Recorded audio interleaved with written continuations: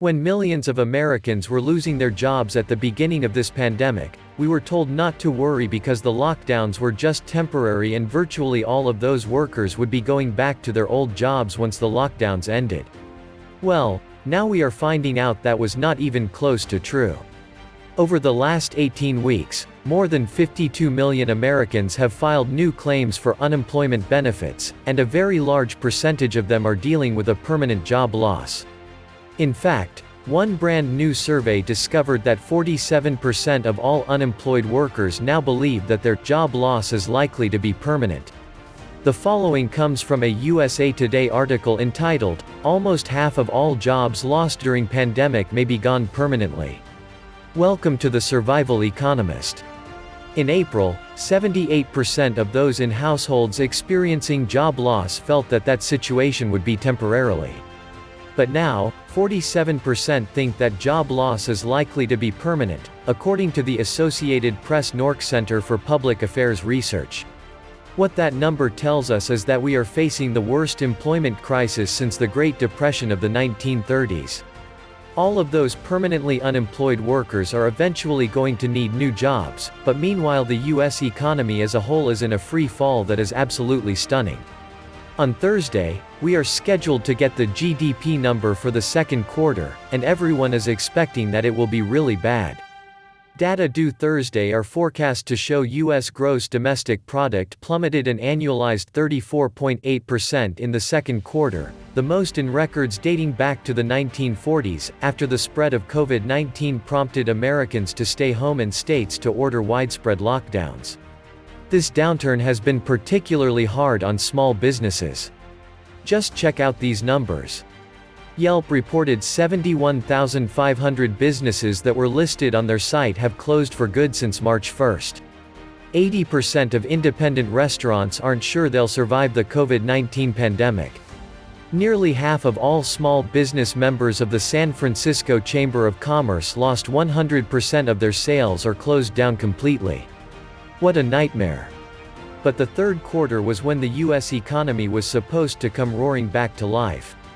We were told that it would be the greatest economic comeback in our history, but instead the numbers are telling us that the economy is actually starting to slow down once again. In fact, US consumer confidence in July is much lower than it was in June. U.S. consumer confidence fell in July to a reading of 92.6 as coronavirus cases surged around the country, shuttering some bars and other businesses and raising concerns about the future of the economy. The Conference Board reported Tuesday that the index fell in July from a reading of 98.3 in June. The drop is more significant than economists predicted, and is due mainly to a decrease in consumers' economic expectations for the short-term future. In addition, we just witnessed the largest decline in wholesale inventories since the peak of the last financial crisis. June was supposed to be the month of second derivative beats in economic data, reaffirming the manic bid in stocks. For wholesale inventories it was not. Against expectations of a rebound from a 1.2% drop in May to a 0.5% drop in June, wholesale inventories actually tumbled 2.0%, the worst since the peak of the Great Financial Crisis. So it doesn't look like any sort of a recovery is happening. Instead, it appears that we are sliding into the next chapter of this new economic depression.